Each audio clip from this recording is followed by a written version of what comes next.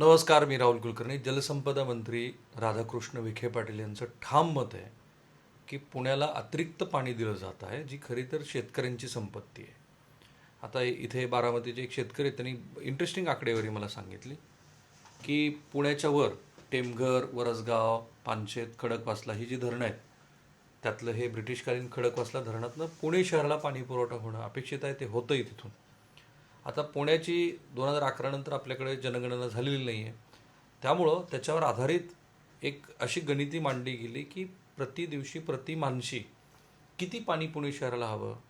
तर त्यात मग 40 लाख साधारण लोकसंख्या गृहीत धरून प्रति मानशी प्रति दिवशी 179 लिटर एवढं पाणी ते द्यायचं. त्याच्यामध्ये मग गळती पण गृहीत धरलेली आहे. आणि मग पुणे शहराच्या ह्या लोकसंख्येसाठी 892 MLD पाणी एवढं त्यांना मंजूर झालेलं आहे.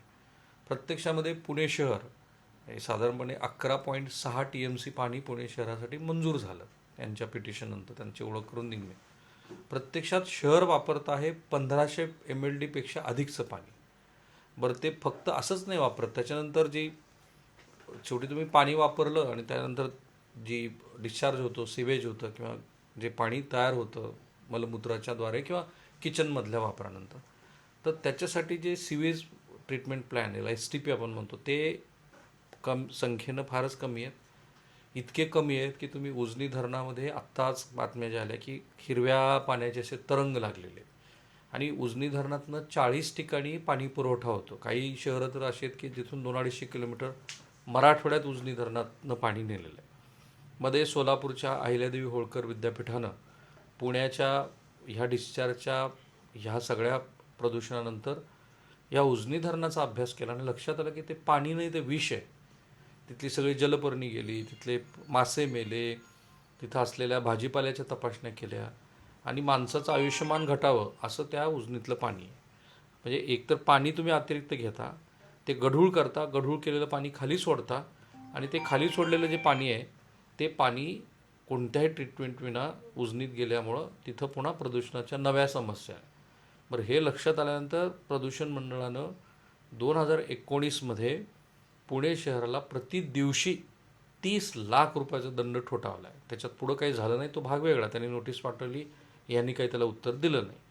आणि एका बँकेमध्ये, खाजगी बँकेमध्ये ज्या 11.5 कोटी रुपयाच्या ठेवी होत्या त्या त्यांनी फ्रीज केल्या की तुम्ही हे काही दंड पण भरत नाही. म्हणजे पाण्याचा चोरी पण पुणे शहरासाठी आणि त्याच्यातनं रोज प्रदूषण पण. म्हणून तर इंद्रायणी बघा, इथून जाणाऱ्या मुळा मुठा बघा, ज्याचा संगम संगणवाडीच्या ब्रिजवरती आहे, तिथलं पाणी असं फेसाळत घाणेरडं पाणी उग्रवासाचं तिथं दिसतं. खास करून पावसाळ्याच्या काळात तुम्ही तिथं चाललात की तुम्हाला तो उग्रवास लगेच लक्षात येतो. आता मी हे का सांगितलं, कारण आता महापालिकेच्या निवडणुका आहेत आणि इतक्या गंभीर विषयाकडं कोणाचंच लक्ष नाही आहे. आत्ता पुन्हा ते शेतकरी माझ्याबरोबर आहेत. तर महाराष्ट्र जलसंपदा नियमन प्राधिकरण जे नेहमी चर्चेत असतं की पाण्याचा वापर कसा करावा, सुरुवातीला पाण्याचा वापर हा आधी शेतीसाठी, मग पिण्यासाठी, तो औद्योगिकीकरणासाठी. आता तो आपण क्रम बदलला, तो आता औद्योगिक केला, वाटतं काही दिवसांचा तो पिण्यासाठीच होईल, झालाच हां, आणि शेवटी मग शेतीसाठी. बरं, हे शेतकरी पण कुठले साधे नाही आहेत, ते पण बारामतीचेच आहेत. विठ्ठल जराट त्यांचं नाव आहे. आणि आता ते नोटीस घेऊन आलेले आहेत.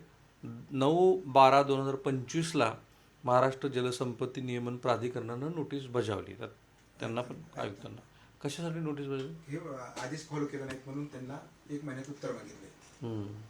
आदेश काय होता?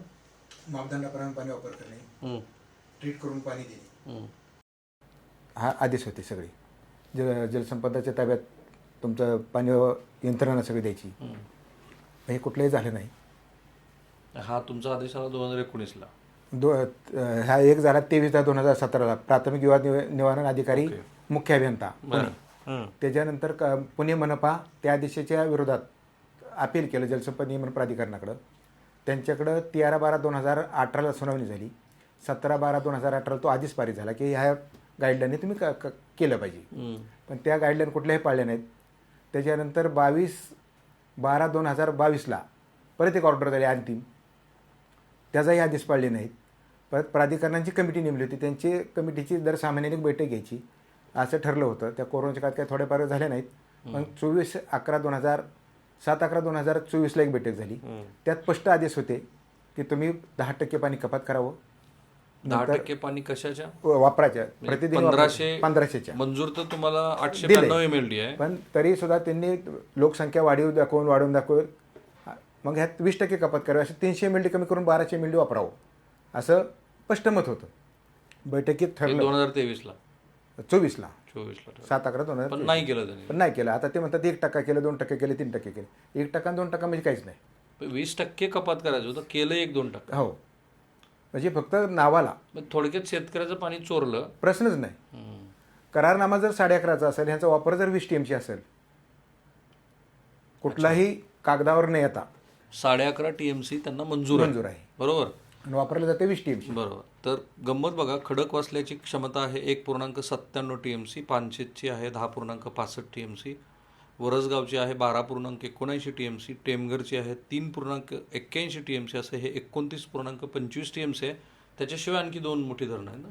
ते तिकडे भामासकडचे त्यांना पाणी मंजूर आहे. सगळं भामासकड, पवना आणि खडकवासला धरणातून त्यांना 14.60 TMC पाणी मंजूर आहे, वार्षिक कोटा. पण खडकवासल्यातलं 11.5 TMCच आहे. पण खडकवासल्यातून त्यांचा 20 TMC वापर होतो आता. बरं. वापरायला पाहिजे 11.5. म्हणजे शेतकऱ्याच्या वाटेची 2 आवर्तनं गेली. उन्हाळ्यात पाणी मिळत नाही, उन्हाळी एक आवर्तन कमी झालं, ते पीक घेता येत नाही.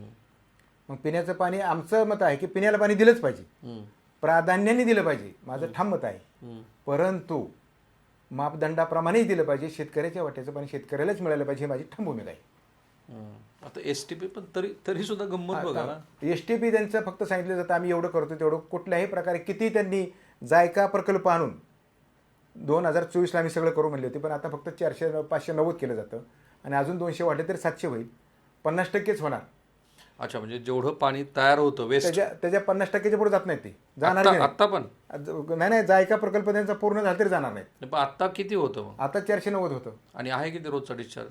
1570, 1200, 1300 केले पाहिजे त्यांनी. 80% डिस्चार्ज 1500 MLD आहे, त्यापैकी होतं आता फक्त 490. म्हणजे साधारणपणे 1100 MLD पाणी हे विदाऊट ट्रीटमेंट. त्यात परत तेच पाणी ट्रीट केलं म्हणतात आणि तेच नदी सोडतात, ते परत अनट्रीटेड होतं. आता मुंड्यातून पाणी घेतलं जातं बेबी कॅनलला, तिथली शेती प्रदूषित झाली, वनस्पतीचं जीवन धोक्यात आलं, जनावरांचं जीवन धोक्यात. तसंच नदीवर पुरंदर उपसा आहे, त्याही भागात सगळ्यांना आता परिस्थिती अशी आहे. पुरंदर तालुका हा दुष्काळी असल्यामुळं नाईलाज असतो, दुष्काळात त्यांना उन्हाळ्यात पाणी घ्यावं लागतं शेतकऱ्यांना. आज तिथल्या सगळ्या भूगर्भातल्या पाण्याची पातळी खराब झाल्या. कुठलंही परिस्थिती म्हणजे केमिकलच, भाजीपाला घ्या, जनावरांचं दूध घ्या, पाणी आणणार कुठून लोक. आता त्या पुरंदर तालुक्यात असं जर गेलं तर त्या गावच्या लोकांना बिसलेरीचं पाणी घ्यावं लागतं. ते एक 20 रुपयाचं कॅन 5 रुपयाला 10 रुपयाला. ते सगळीकडे महाराष्ट्रात नाही, पाणीच प्रदूषित आहे तिथलं. विहिरीचं पाणी पिऊ शकत नाहीत लोक.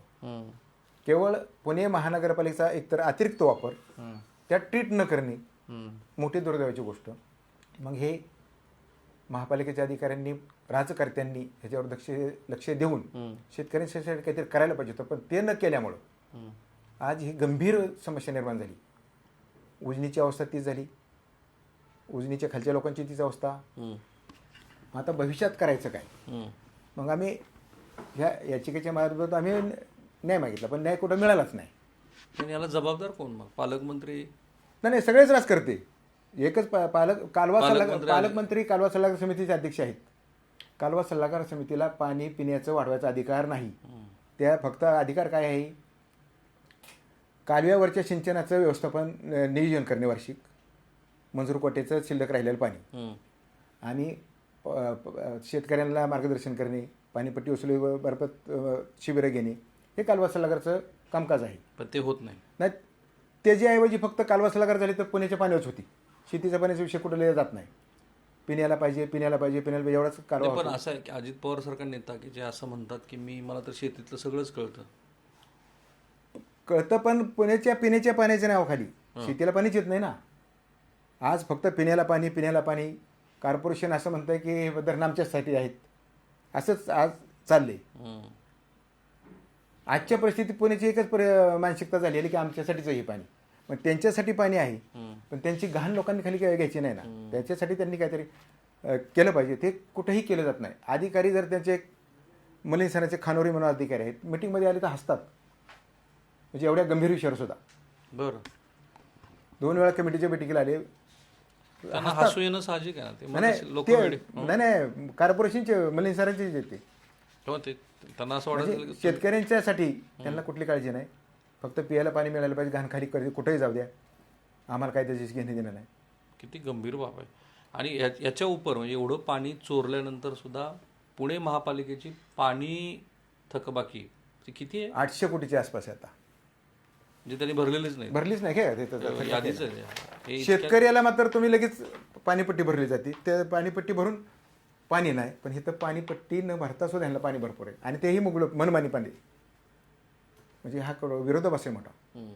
जेव्हा जो सगळे राजकर्ते म्हणतात शेतकरी जगला पाहिजे, पण आता ह्या पुणे पाण्याच्या वापरून हा लाभ जरा शेतकरी आता मरण्याच्या दारात आहे, दिवसोधडीला लागायच्या ह्याच्यावर आला ना आता. सो ह्या महापालिका निवडणुकीच्या निमित्तानं एक प्राथमिक चर्चा. आणि हे सगळं झाल्यानंतर आता आम्हाला हे न्याय मिळतोय का? अंमलबजावणी आहे ना, 9/12 प्राधिकरणाने आयुक्तांना नोटीस काढलेली की 1 महिन्यात तुम्ही खुलासा द्या, नाहीतर 26 जलसंपदा नियमन प्राधिकरण अधिनियम 2005 मधील सेक्शन 26 नुसार कारवाई करू, असे पत्र काढलेले. पण अजूनही कॉर्पोरेशन गप्प आहे. ते आता महापालिका निवडणुकीत हे कारण झालं, ते 9/12 आले पत्र, निवडणूक नंतर लागली. मग आता आम्ही माननीय उच्च न्यायालयात रिट पिटिशन दाखल केलेलं आहे की त्यात आता आम्ही न्याय मागायला गेलो. मी फक्त हा मुद्दा तुमच्यासमोर प्राथमिक पातळीवरती मांडला. बरीचशा आकडेवारी काही तांत्रिक मुद्दे पण आहेत, पण इतक्या गंभीर विषयावरची चर्चा ह्या महापालिका निवडणुकीच्या प्रचारात तुम्हाला दिसते का हो? किंवा इतकं आपण पुणेकरांचं घाण पाणी खाली असलेलं म्हणजे अहिल्यानगरपासून ते सोलापूरपासून ते धाराशिवपर्यंत अनेक शहरांना इतकं घाण पाणी पाजतो आहोत, याची चर्चा होते का हो? नाही होते. कारण कुठल्याच राज्यकर्त्याला त्याची जबाबदारी घ्यायची नाही आहे. एकीकडे शेतकऱ्याचं पाणी चोरायचं, ते पाणी अनट्रीट कुठल्याही पद्धतीचं त्याच्यावरती प्रक्रिया न करता नदीपात्रात सोडून द्यायचं, आणि हे वर्षानुवर्ष चालू आहे. महाराष्ट्रातल्या 2ऱ्या क्रमांकाच्या शहराबद्दल आपण बोलतो की ज्याच्यात STP plant, sewage treatment plant हे अजून झालेलेच नाही आहेत. काय करत होते या शहराचे पालकमंत्री, जिल्ह्याचे पालकमंत्री, मोठमोठे नेते आहेत या जिल्ह्यातले. Cameraman Niketan Mane, Sameer Rahul Kulkarni, NDTV Marathi, Pune.